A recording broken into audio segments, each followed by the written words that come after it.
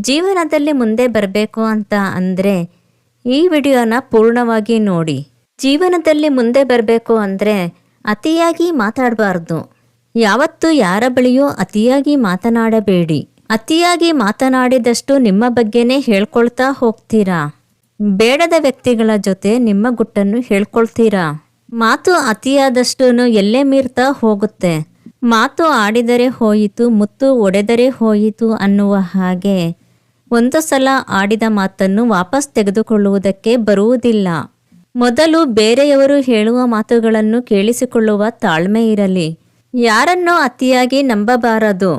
ನಂಬಿಕೆಯೇ ಮೋಸಕ್ಕೆ ಮೂಲ ಎನ್ನುವ ಹಾಗೆ ಅತಿಯಾಗಿ ನಂಬಿದಷ್ಟು ಮೋಸ ಹೋಗುವುದು ಹೆಚ್ಚಾಗುತ್ತದೆ. ಯಾರಿಗಾದರೂ ದಾನ ಮಾಡುವ ಹಾಗಿದ್ದರೆ ನಿಮ್ಮ ಸಾಮರ್ಥ್ಯವನ್ನು ಮೀರಿ ದಾನ ಮಾಡಬೇಡಿ. ಅತಿಯಾದರೆ ಅಮೃತವೂ ವಿಷ ಎನ್ನುವಂತೆ ಅತಿಯಾಗಿ ದಾನ ಮಾಡಿದರೆ ನೀವೇ ಕಷ್ಟಕ್ಕೆ ಸಿಲುಕಿಕೊಳ್ಳುತ್ತೀರಿ. ದಾನ ಮಾಡುವ ಮೊದಲು ನೀವು ಯಾರಿಗೆ ದಾನ ಕೊಡುತ್ತೀರೋ ಅವರು ದಾನ ತೆಗೆದುಕೊಳ್ಳಲು ಅರ್ಹರೇ ಎಂಬುದನ್ನು ತಿಳಿದು ನಂತರ ದಾನ ಕೊಡಿ. ಅನರ್ಹರಿಗೆ ದಾನ ಮಾಡಿದರೆ ಅದು ವ್ಯರ್ಥವಾಗುತ್ತದೆ. ಕೆಲವೊಮ್ಮೆ ನೀವು ಕೊಡುವ ದಾನ ಅವರಿಗೆ ಅವಶ್ಯಕತೆ ಇರುವುದಿಲ್ಲ. ನೀವು ನಿಮ್ಮ ದುಡ್ಡನ್ನು ಖರ್ಚು ಮಾಡಿ ದಾನ ಕೊಟ್ಟಿರುತ್ತೀರಿ, ಆದರೆ ಅವರಿಗೆ ಅದರ ಅಗತ್ಯವಿರುವುದಿಲ್ಲ. ನೀವು ಕೊಟ್ಟ ದಾನವನ್ನು ಅವರು ಬಿಸಾಡುತ್ತಾರೆ ಅಥವಾ ಮತ್ತೊಬ್ಬರಿಗೆ ಕೊಡುತ್ತಾರೆ. ನಿಮ್ಮ ಹಣವೂ ಖರ್ಚಾಗುತ್ತದೆ, ಜೊತೆಗೆ ಅದರಿಂದ ಯಾವ ಉಪಯೋಗವೂ ಇರುವುದಿಲ್ಲ.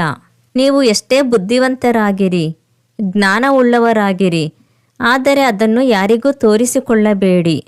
ವಿದ್ಯಾ ವಿನಯಂ ಲಕ್ಷಣಂ ಅನ್ನುವ ಹಾಗೆ ನೀವು ವಿದ್ಯಾವಂತರಾಗಿದ್ದರೆ ಅದಕ್ಕೆ ಗರ್ವ ಪಡಬೇಡಿ, ಹೆಮ್ಮೆ ಇರಲಿ. ಅಹಂಕಾರ ಇರಬಾರದು. ಅಹಂಕಾರವು ತನ್ನನ್ನೇ ಸುಡುತ್ತದೆ. ಒಂದಲ್ಲ ಒಂದು ದಿನ ಆ ಅಹಂಕಾರವೇ ನಿಮ್ಮ ನಾಶಕ್ಕೆ ಕಾರಣವಾಗುತ್ತದೆ. ನಮ್ಮ ಬಳಿ ಬಹಳಷ್ಟು ದುಡ್ಡು ಇದೆ ಎಂದು ಅಹಂಕಾರ ಪಡಬಾರದು.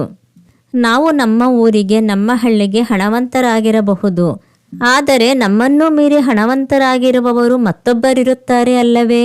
ನೀವು ಅತ್ಯಂತ ಸುಂದರವಾಗಿದ್ದರೆ ಸಂತೋಷ ಪಡಿ, ಆದರೆ ಅದರ ಬಗ್ಗೆ ಗರ್ವ ಬೇಡ. ಸೌಂದರ್ಯವಿಲ್ಲದವರನ್ನು ಅಪಹಾಸ್ಯ ಮಾಡಬೇಡಿ. ಯೌವನ, ಸೌಂದರ್ಯ ಎಲ್ಲ ಶಾಶ್ವತವಲ್ಲ.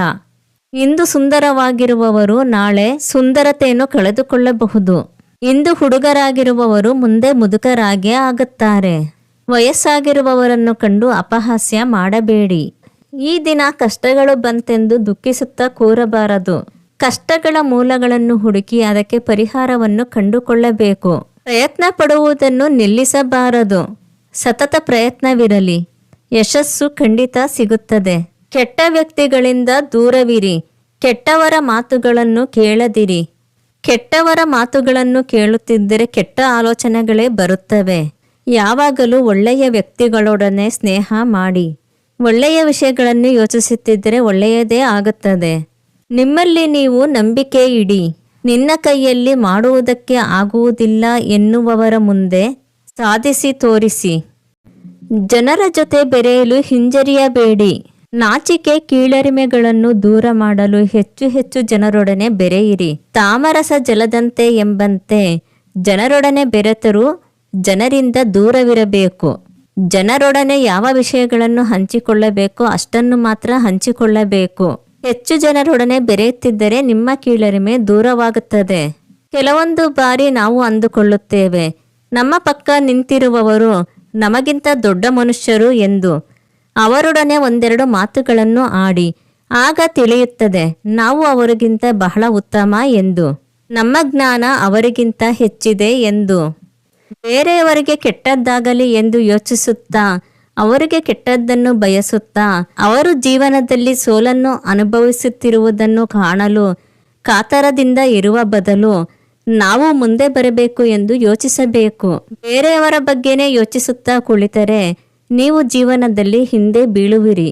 ನಮ್ಮ ತಲೆಯ ತುಂಬ ಕೆಟ್ಟ ಆಲೋಚನೆಗಳೇ ತುಂಬಿಕೊಂಡರೆ ಒಳ್ಳೆಯ ಆಲೋಚನೆಗೆ ಜಾಗವೆಲ್ಲಿ ಇರುತ್ತದೆ? ಇತರರ ಕೆಟ್ಟ ಗುಣಗಳನ್ನು ಅವಲೋಕಿಸುವ ಬದಲು ಅವುಗಳನ್ನು ಮರೆತು ನಾವು ಜೀವನದಲ್ಲಿ ಮುಂದೆ ಬರಲು ಪ್ರಯತ್ನ ಪಡೋಣ.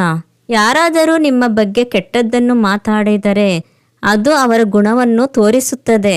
ಅದು ನಿಮ್ಮ ಮೇಲೆ ಯಾವ ಪರಿಣಾಮವನ್ನು ಬೀರಲು ಬಿಡಬಾರದು.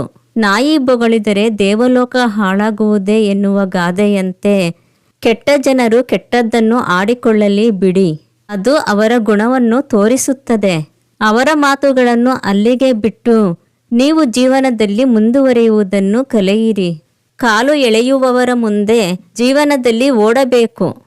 ಒಂದು ಬಾರಿ ಸೋಲನ್ನು ಉಂಡರೆ ಮತ್ತೊಂದು ಬಾರಿ ಜಯವನ್ನು ಗಳಿಸುತ್ತೀರಿ.